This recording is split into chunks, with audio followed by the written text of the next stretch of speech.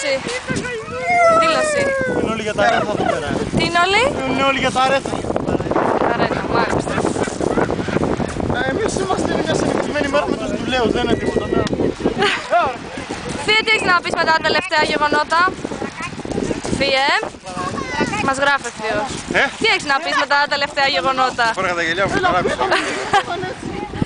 Τι έχεις να πεις? Καταπληκτικά! Φανταστικά! Τι να σου πω! Έχω 20 λεπτά που δεν βλέπω ήλιο! Τα γυαλιά που είναι? Τα δικά μου! Παπά, έλα! Φωνάζεις εσύ, στα περδόνα. Έλα, παπά! Θα έχω του λάμπτοπ στο χωριό, πάντα περάσω.